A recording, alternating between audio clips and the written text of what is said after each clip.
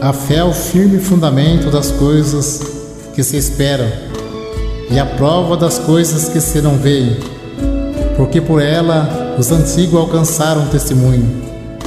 Pela fé entendemos que os mundos, pela palavra de Deus, foram criados, de maneira que aquilo que se vê não foi feito do que é aparente. Pela fé, Abel ofereceu a Deus maior sacrifício do que Caim, pelo qual alcançou o testemunho de que era justo, dando Deus testemunho de seus dons, e por ela, depois de morto, ainda fala. Pela fé, Enoque foi transladado para não ver a morte, e não foi achado, porque Deus o transladara, visto como antes da sua transladação alcançou testemunho de que agradaram a Deus. Sem fé é impossível agradar-lhe, porque é necessário que aquele que se aproxima de Deus creia que Ele existe e que é galardoador dos que o buscam.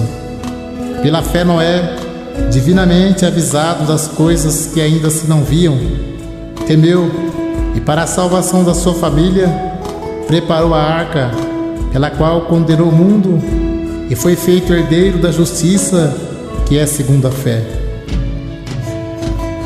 Pela fé, Abraão, sendo chamado, obedeceu, indo para um lugar que havia de receber por herança, e saiu sem saber para onde ia. Pela fé habitou na terra da promessa, como em terra alheia, morando em cabanas com Isaque e Jacó, herdeiros com ele da mesma promessa, porque esperava a cidade que tem fundamentos, da qual o artífice e construtor é Deus.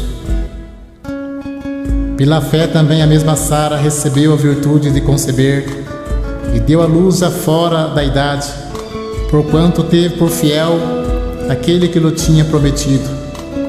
Pelo que também de um, e este já amortecido, descenderam tantos em multidão como as estrelas do céu e como a areia inumerável que está na praia do mar. Todos estes morreram na fé sem terem recebido as promessas, mas vendo-as de longe e crendo-as e abraçando-as, confessaram que eram estrangeiros e peregrinos na terra. Porque os que isto dizem claramente mostra que buscam uma pátria. E se na verdade se lembrassem daquela de onde havia saído, teria oportunidade de tornar. Mas agora desejam uma melhor, isto é, a celestial. Pelo que também Deus se não envergonha deles de se chamar seu Deus, porque já lhe preparou uma cidade.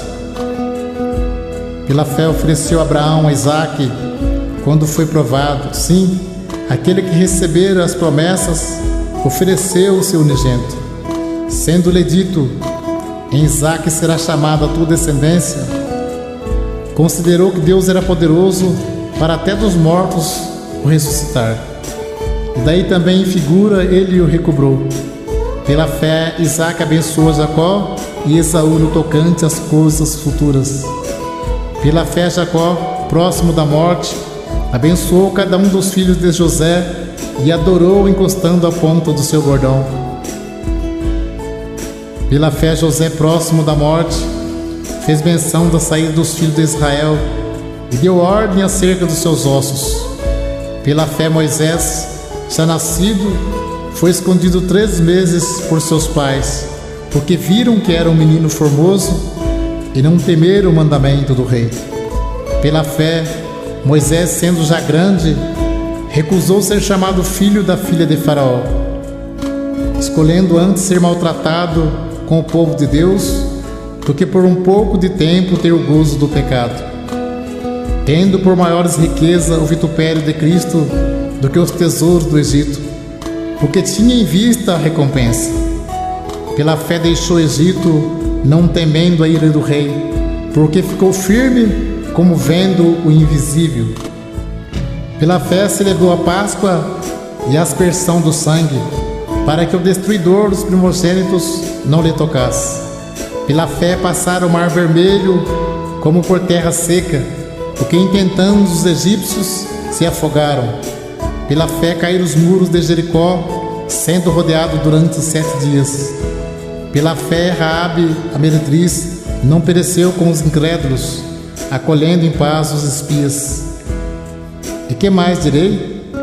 Faltar-me-ia o tempo, contando de Gideão, e de Baraque, e de Sansão, e de Jefté, e de Davi, e de Samuel, e dos profetas, os quais pela fé venceram o reino, praticaram a justiça, alcançaram promessas, fecharam as bocas dos leões, apagaram a força do fogo, escaparam do fio da espada, da fraqueza tiraram forças, na batalha se esforçaram, puseram em fugida os exércitos estranhos. As mulheres receberam pela ressurreição os seus mortos. Uns foram torturados, não aceitando o seu livramento, para alcançarem uma melhor ressurreição. E outros experimentaram escárnios e açoites e até cadeias e prisões. Foram apedrejados, cerrados, tentados, mortos ao fio da espada.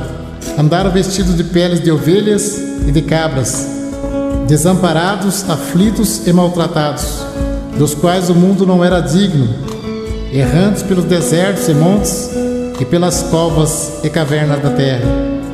E todos estes, tendo tido testemunho pela fé, não alcançaram a promessa, provendo Deus alguma coisa melhor a nosso respeito, para que eles sem nós não fossem aperfeiçoados. Ainda que eu falasse a língua dos homens e a dos anjos, e não tivesse caridade, seria como um metal que soa, ou como um sino que tine. E ainda que tivesse o dom de profecia, e conhecesse todos os mistérios, e toda a ciência, e ainda que tivesse toda a fé, de maneira tal que transportasse os montes, e não tivesse caridade, nada seria. E ainda que distribuísse toda a minha fortuna para o sustento dos pobres, e ainda que entregasse o meu corpo para ser queimado, e não tivesse caridade, nada disso me aproveitaria. A caridade é sofredora, é benigna, a caridade não é invejosa, a caridade não trata com leviandade, não se ensoberbece, não se porta com indecência, não busca os seus interesses, não se irrita, não suspeita mal, não folga com a injustiça, mas folga com a verdade. Tudo sofre, tudo crê, tudo espera, tudo suporta. A caridade nunca falha, mas havendo profecias, serão aniquiladas. Havendo línguas, cessarão. Havendo ciência, desaparecerá. Porque em parte conhecemos e em parte profetizamos. Mas quando vier o que é perfeito, então o que é em parte será aniquilado. Porque agora vemos por espelho e enigma, mas então veremos face a face. Agora conheço em parte, mas então conhecerei como também sou conhecido. Agora, pois, permanece a fé, a esperança e a caridade. Estas três, mas a maior destas é a caridade.